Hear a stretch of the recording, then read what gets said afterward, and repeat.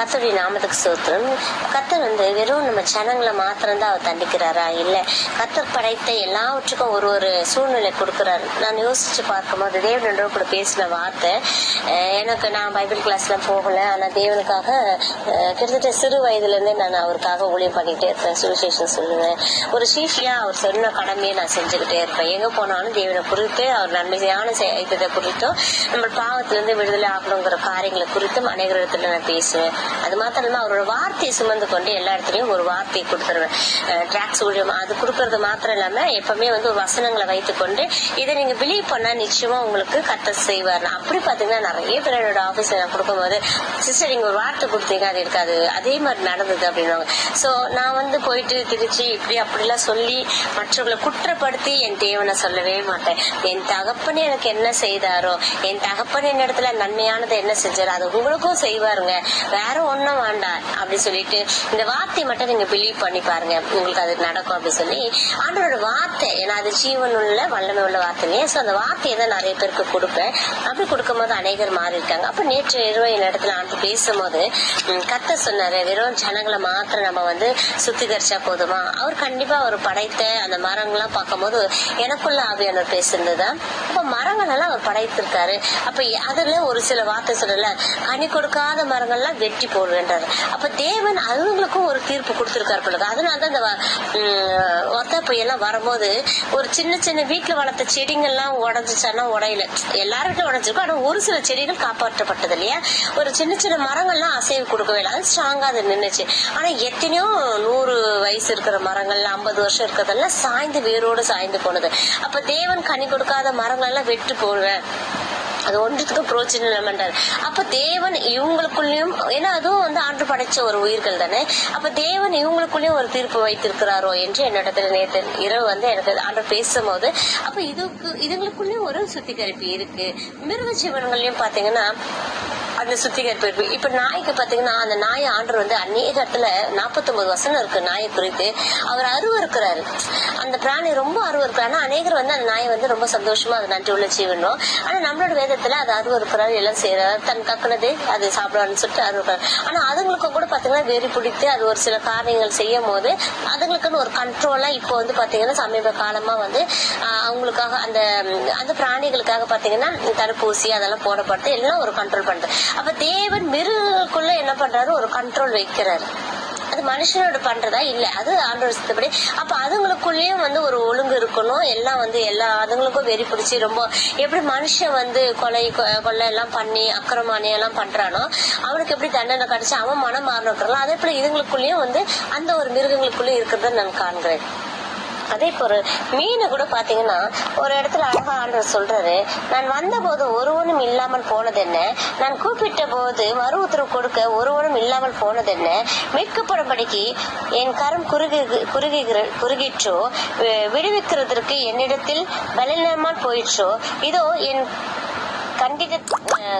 கண்டித்தத்தினாலே கடலை வற்ற பண்ணி நதிகளை வெட்டாந்தரையை போடுகிறேன், அவைகள் உள்ள மீன் தண்ணீர் இல்லாமல் தாகத்தால் செத்து நாறுகின்றது.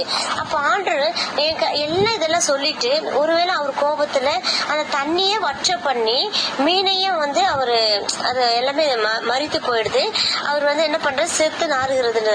அப்ப மீன்களுக்குள்ள ஆண்டவர் ஒரு நாய் தீர்ப்பு கொடுக்கிறாரோ, இது என்னுடைய கர்த்தர் என்ன கூட பேசுற வார்த்தை. அதே மாதிரி ஆகாயத்து பட்சிகளை கவனித்து பாருங்கள், அவைகள் விதைக்கிறதும் இல்லை, அறுக்கிறதும் இல்லை, களஞ்சிகளை சேர்த்து வைக்கிறதும் இல்லை, அவைகளை உங்கள் பரமபிதா பிழைப்பு விட்டுக்கிறோம், அவைகளை பார்க்க நீங்கள் விசேஷங்கள் அல்லவா. ஆண்டவர் பட்சிகளை பார்த்து சொல்ற எல்லாம் அதுங்களுக்கு கொடுக்குறேன் கொள்றேன் எல்லாமே சொல்றாரு. அவங்க என்ன பண்ணலாம், ஒரு வேலையை செய்யலாம், ஆனாலும் தேவன் போஷிக்கிறேன் அப்படின்னு. அப்படியே நல்ல ஒரு இடத்துல மத்தியில பாத்தீங்கன்னா அப்படியே நல்ல மரம் எல்லாம் நல்ல கனியை கொடுக்கும், கெட்ட மரமும் கெட்ட கனிகளை கொடுக்குமா. அப்ப ஆண்டவர் மரங்களுக்குள்ள நல்ல மரம் நல்லதை கொடுக்குமா, கெட்ட மரம் கெட்டதை கொடுக்குமா. அப்ப மனுஷனுக்குள்ள எப்படி ஒரு நல்ல ஒரு கெட்டவனா இருக்கிறவன் தன் பாவத்தை விட்டு அவன் திருந்துனா அவன் பரிசுத்தமா ஆக்கப்படுகிறான்னு சொல்றோமோ, அதே பேர் மரங்களுக்குள்ள இப்படி சொல்றாரு, நல்ல மரங்கள் நல்ல இது வசனத்திலே சொல்றாங்க. மத்தேயு 7:17 பார்த்தோம்னா அப்படியே நல்ல மரம் எல்லாம் நல்ல கனிகளை கொடுக்கும், கெட்ட மரமும் கெட்ட கனிகளை கொடுக்கும். அப்போ ஒவ்வொருத்தரும் யோசிச்சு பார்க்கும்போது அப்ப ஆண்டவர் அவர் படைத்த கடல்ல இருக்கிற அந்த மீனுங்களுக்கும் அவர் ஒரு நியாய தீர்ப்பு கொடுக்கிறாரு. அவர் நினைச்சா அது மறித்து மீண்டுமாக அதெல்லாம் உயிர்ப்பித்து வர மாதிரி காட்டுறாரு. மறுபடியும் இந்த பறவைகள் இனத்துக்குலாம் பாத்தீங்கன்னா நிறைய பறவை காய்ச்சல் வந்து நிறைய மறித்து போகிறதா இருக்குது. அப்ப அதுகளுக்குள்ளேயே ஆண்டவர் ஒரு சுத்திகரிப்பு கொடுக்குறாரோ. ஏன்னா பறவைகள் எல்லாம் திடீர்னு பார்த்தீங்கன்னா இறந்து போதுன்னுவாங்க, மீன்கள் எல்லாம் செத்து போதுன்னுவாங்க, மரங்கள் எல்லாம் சாஞ்சு போறத நம்ம பாத்துருக்கோம். அப்ப ஒவ்வொன்றுத்துக்கும் ஆண்டவர் அப்படி காட்டு மிருகம் என்ன சொல்றது, சகல காட்டு ஜீவனங்கள் பருவதங்களும் ஆயிரமாய் திரிகிற மிருகங்களும் என்னுடையவைகள். எல்லா காட்டு மிருகங்களும் சரி, வெளியில தெரியுது எல்லாமே என்னுடையதுதான். அப்ப அவரோட தான் நம்ம எல்லாமே இருக்கிறோம். அவர் படைத்துதான் நம்ம இருக்கிறோம். அவர் ஃபர்ஸ்ட் செடி கொடிகளை தான் படைக்கிறாரு, அதுக்கப்புறம் மிருக ஜீவன்களை படைக்கிறாரு, பறவைகளை படைக்கிறாரு. அது மட்டும் இல்லாம நோவின் காலத்துல அவர் என்ன பண்றாரு, ஜோடியா புறா அதாவது பறவைகளையும் மிருக ஜீவன்களை அவர் கொண்டு போறாரு. மனுஷங்களோடு கூட தான் அதுங்களும் சேர்க்கிறார். அப்ப நிச்சயமா கர்த்தருடைய நியாய தீர்ப்பு எல்லாருக்குமே உண்டு நினைக்கிறேன். ஆனா அவைகளுக்கெல்லாம் அவர் போஷிக்கிற எல்லாம் கொடுத்துறாரு தானா. நமக்கு மட்டும்தான் பாவம் செய்து விட்டோம் இல்லையா. நாம தான் என்ன பண்ணிட்டோம், ஆதாம் யாவால் மூலியமா நம்ம பாவம் செய்ததுனால தான் நம்ம வேலை செய்து நம்ம சாப்பிடுற மாதிரி அந்த மாதிரி. ஒருவேளை நம்ம பாவம் செய்யாம இருந்தா நம்மளும் கூட இந்த மிருகங்களை போல ஆண்டு எல்லாவற்றையும் உணவு கொடுத்துருக்கலாம். அதனாலதான் நான் யோசிக்கிறேன், அந்த ஒரு விஷயத்துல தான் உழைக்கிற வேலை மட்டும்தான் நமக்கு வந்து மனுஷங்களுக்கு கொடுத்து நம்ம உழைச்சி சாப்பிடணுங்கிறது மட்டும் தான் அந்த பாவத்தை பண்ணதுனால அப்படி.